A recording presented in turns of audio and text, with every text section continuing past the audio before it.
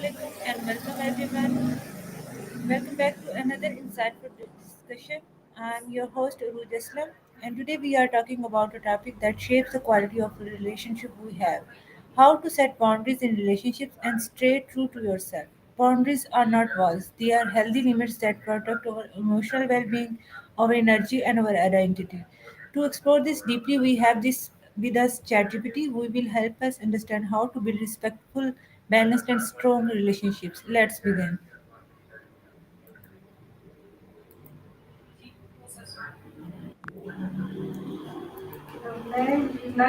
ChatGPT, let's start with the basics. What exactly are boundaries in a relationship?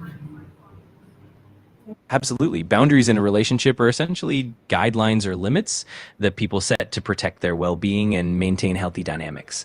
They can be emotional, physical, or even digital, and they help ensure that everyone feels respected, safe, and understood. It's all about fostering mutual respect and clear communication. Why do so many people struggle to set boundaries even when they feel uncomfortable? Yeah, that's a really common struggle. Often people have difficulty setting boundaries due to fear of conflict, worrying about upsetting the other person, or even just wanting to be liked and accepted. Sometimes people aren't even fully aware of their own needs or feel guilty for asserting them.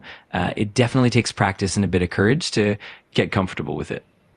Are boundaries a sign of selfishness? Are they actually essential for healthy relationships? That's a great question. Boundaries aren't selfish at all. In fact, they're essential for healthy relationships because they help maintain mutual respect and understanding. They ensure that both parties feel safe and valued, and they actually strengthen trust and intimacy. So, setting boundaries is really a form of self care and care for the relationship. Okay. Can you explain the different types of boundaries emotional, physical, digital, and personal? Of course. So emotional boundaries are about how we manage our feelings and how much we share with others. Physical boundaries relate to personal space and touch, and they help define what's comfortable for us physically. Digital boundaries involve how we interact online, like what we share on social media and how we communicate digitally. Personal boundaries are more about our values, beliefs, and priorities, and they guide how we let others treat us and how we treat ourselves. All these different types work together to create a balanced and healthy relationship. Okay. How can someone recognize that their boundaries are being crossed? That's a really important point. Usually, you can tell boundaries are being crossed if you start feeling uncomfortable, anxious, resentful, or even physically tense. You might notice that you're sacrificing your own needs or that you're feeling drained after interactions. Another sign can be if you feel pressured to do things that don't align with your values or comfort. Trusting your instincts and paying attention to those feelings is key.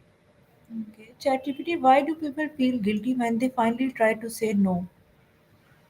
Yeah, that guilt often comes from a mix of social conditioning and the desire to please others. A lot of us grow up learning that saying no might disappoint people or cause conflict, and that can lead to feelings of guilt or worry.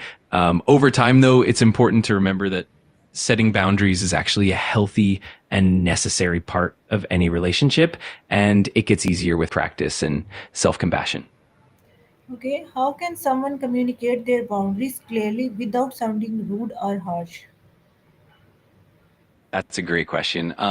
One key is to be direct, but also kind and respectful. Using I statements can really help, like saying, I feel or I need instead of you always or you never. Also, being clear and specific about what you need and why it's important can help the other person understand. And of course, maintaining a calm and empathetic tone can go a long way in keeping things positive and respectful. Many people fear losing relationships if they set boundaries. How can they deal with this fear? Yeah, that fear is definitely real for a lot of people. One way to handle it is to approach it with compassion and open communication. You can let the other person know that setting boundaries isn't about pushing them away, but rather about creating a healthier dynamic and ensuring that both of you feel respected. It's also helpful to reinforce that healthy boundaries can actually strengthen the relationship in the long run. And of course, being patient and consistent helps too. Okay. How can someone handle situations where others consistently ignore or disrespect their boundaries? That can definitely be challenging. In those situations, it's important to stay firm and consistent. You might need to have a direct conversation, restating your boundaries clearly and explaining the consequences if they're not respected. It can also help to reinforce the value of your own well being. And remember that it's okay to distance yourself if needed. Seeking support from trusted friends or even a professional can also be really beneficial Some in navigating those tough situations. some relationships become controlling over time. How can boundaries help prevent this? Absolutely. Boundaries play a huge role in preventing control. By setting clear boundaries from the start, you establish expectations and communicate what's acceptable and what's not. This creates a framework of respect and mutual understanding. When boundaries are maintained, they help ensure that neither person becomes overbearing or manipulative. Plus, they foster open communication, which helps address any issues before they escalate. Overall, healthy boundaries are key to keeping relationships balanced and respectful. Okay. What are signs of healthy boundaries in a strong relationship? Great question. Healthy boundaries often show up as mutual respect, where both people listen to and honor each other's needs and limits.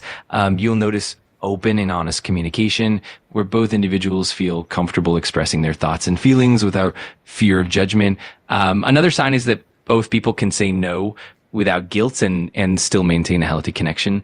You'll also see that there's a balance of give and take where both parties feel valued and heard. Ultimately, healthy boundaries help foster trust, security, and genuine intimacy.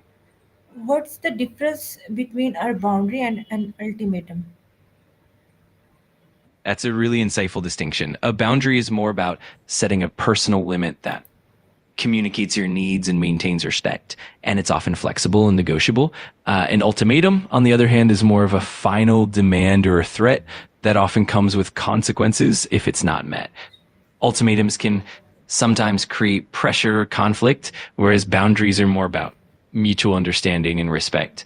Ultimately, boundaries are more about fostering a healthy dynamic, while ultimatums can sometimes create tension or even push people away.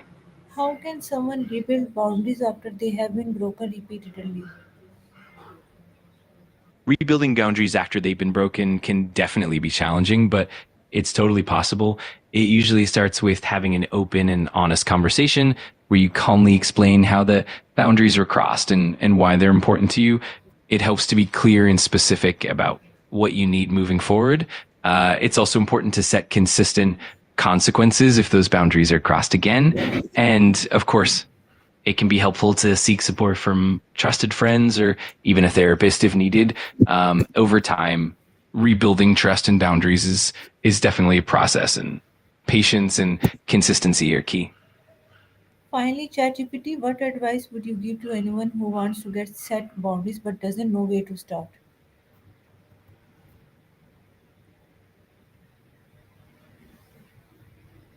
ChatGPT?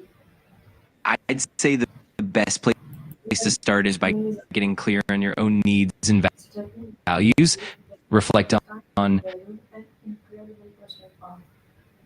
no worries. I'll continue from there. So reflecting on what makes you feel comfortable and what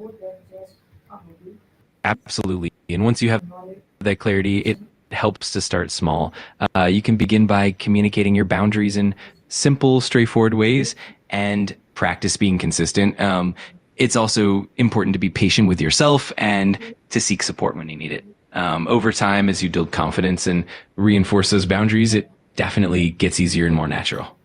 Thank you so much, ChatGPT, for these valuable insights. Today's conversation reminds us that boundaries are not about pushing people away, they are about protecting our peace, honoring our needs, and maintaining healthy relationships. To everyone listening, remember you deserve respect, space, and emotional safety. Setting boundaries is not a punishment, it's an act of self love. Stay strong, stay true to yourself, and keep choosing what aligns with your well being. This is Urooj Aslam signing off. Take care, stay mindful, and Allah Hafiz.